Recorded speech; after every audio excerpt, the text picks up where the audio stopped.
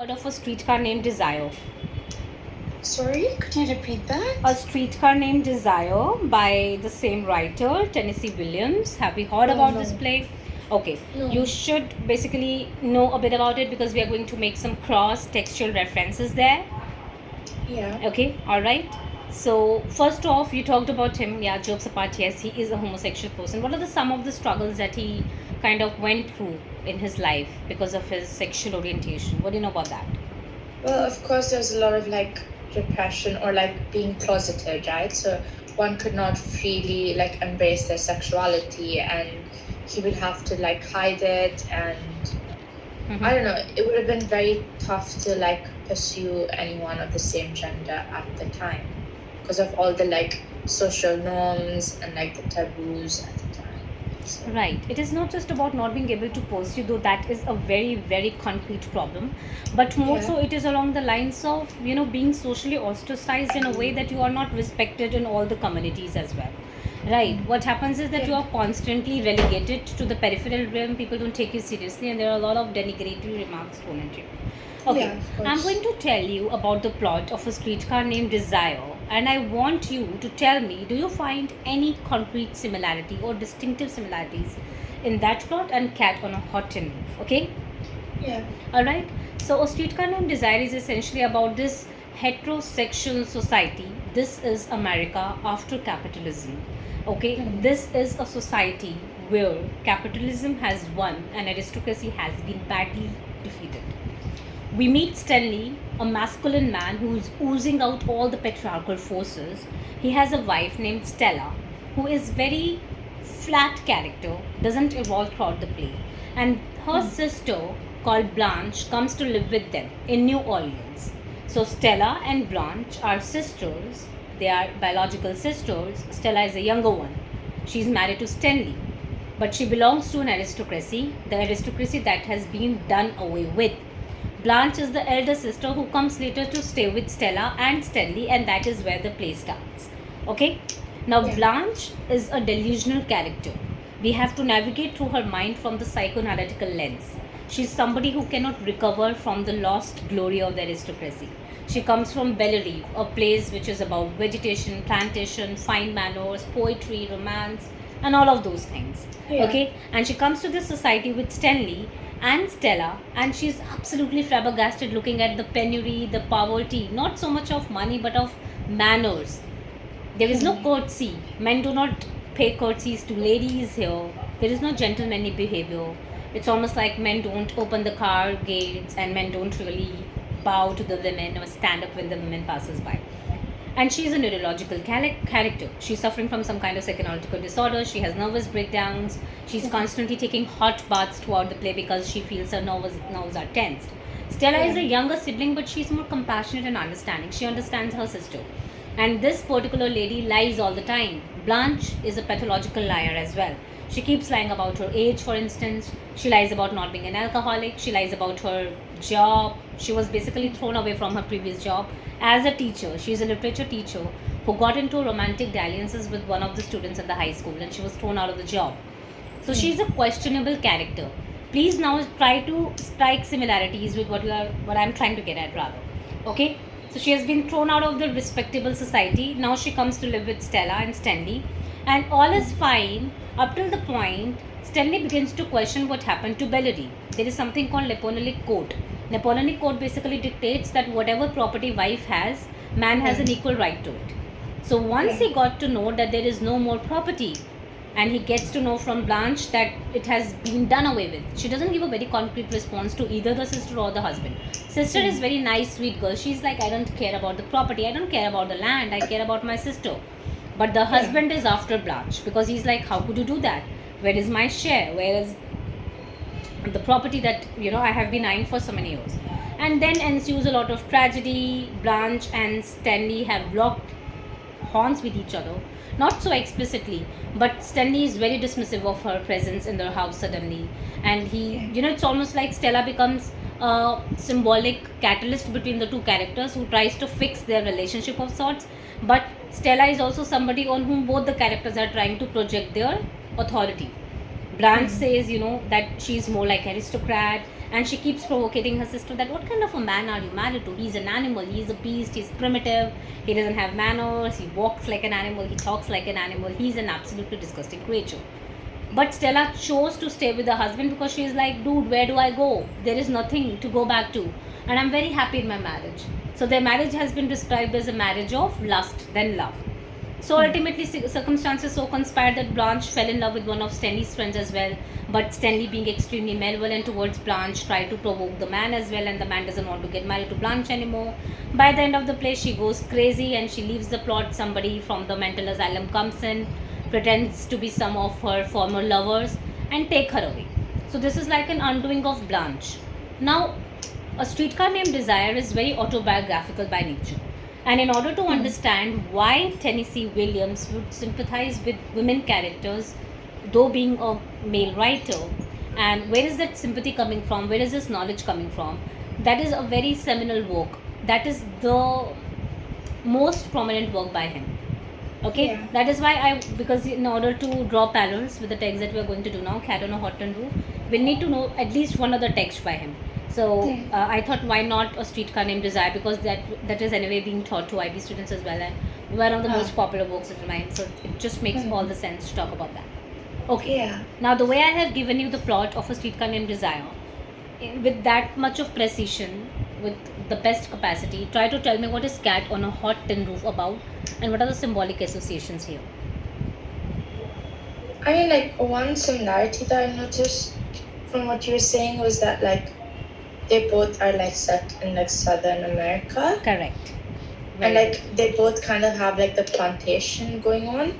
Because, like, the whole, like, one of the biggest, like, I guess, issue in Cat on a Hot Tin Roof was the property. At least Cooper and May's sort of, like, desperation to, like, inherit the property, you know, like the plantation. Correct. And I think you also mentioned this. Correct. Like, Napoleonic plantation. Code.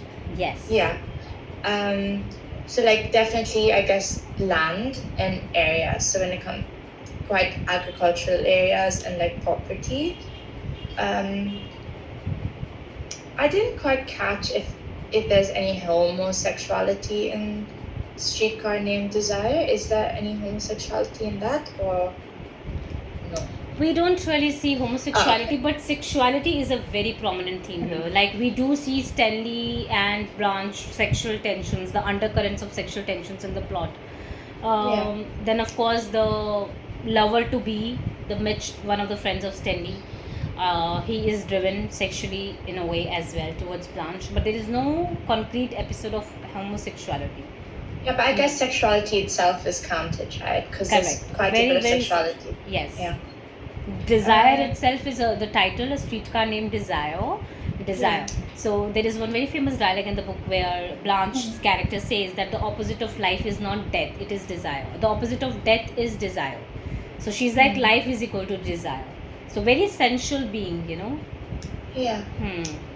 Yeah. And I don't know how much of this is entirely true, but, like, one of the biggest things that I associated Cat on a Hot Tin Roof is, like, a dysfunctional American family, or, like, a lot of family tensions. That is very true. Because it's actually there was fact. an essay question we wrote recently about family tensions in Cat on a Hot Tin Roof. Yes. And I'm assuming it's the same with this because they're sisters as well, right? Yes.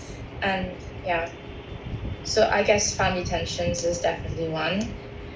I don't know if the thing is, like, there's How a lot are of, like- romantic relationships treated in this text, if any? Cat on a Hot Tin Roof. Yeah. The relationships, romantic relationships, or intimate relationships, or sexual relationships. I mean, they're quite. How do I say this? They're very.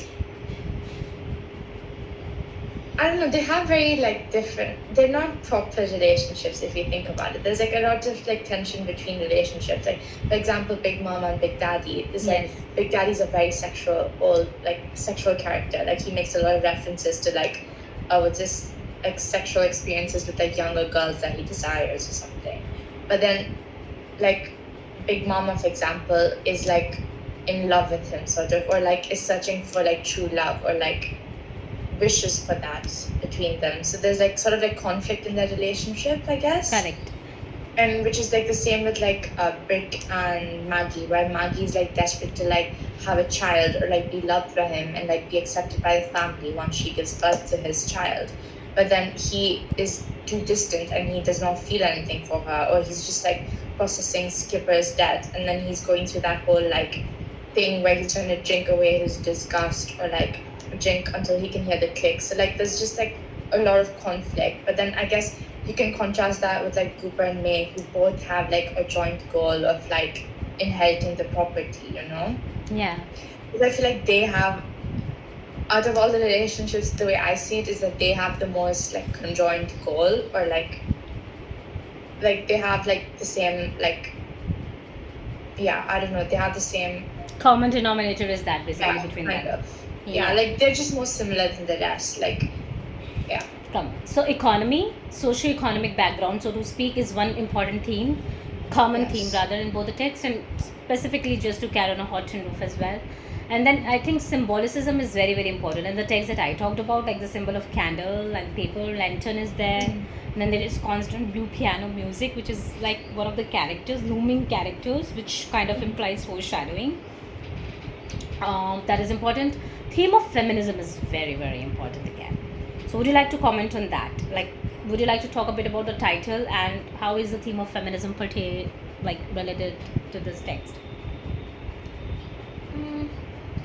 I don't know. I think that's kind of interesting because like the play is still like typically in a very patriarchal situation. Correct. Because you can see how Big Daddy is like dominant. He's like the dominant figure in the entire family as like the big father, or like how everyone's collecting for his birthday. So like he's like sort of like the central powerhouse kind of like power. But yet Maggie, who comes from like a lower background, she kind of has like this rebellious sort of desperate nature about her, because like she's like sort of embarrassing herself, or like repeating and like putting herself out there for Brick, you know, which is not typically seen in women at the time, which is Right. assumable, of course, because of all the repression or like oppression at the time, because of male figures having that high authority or like dictatorship over the relationship at least. And yeah, so I guess like Maggie's character does present quite an amount of feminism in terms of like Right. putting herself out there.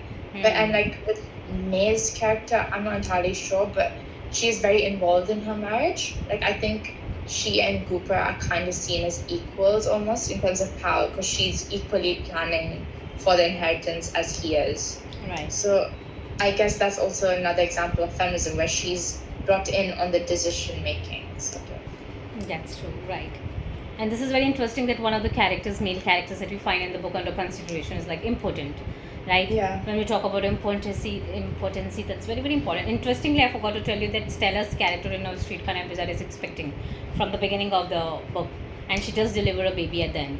So it's almost like a propagation of the same ideology. It's like, the capitalism will win, right? And all these high-headed ideas about aristocracy are going to go down the drain. So it's like a symbolic statement made by the writer. It's like a denouement of all those refined manners that characters like Blanche kind of flaunt. So Stanley being an extremely assertively sexual character speaks a lot about all of these things. So likewise for this also I would like to say, Cat on Hot Tin Roof also, sexuality, sexual desires, or the lack of it therein are very telling and very important for us to understand the socio-economic setup and how the women struggle in more than one ways, right? And how women try to create a counter reality for themselves, and how they try to make the best of whatever is given to them, right? Yeah, but do you happen to know which text was written first? Because I know Cat on Hot Tin was written in 1955. This So would come was- first, Oh, ideally. okay. Yeah.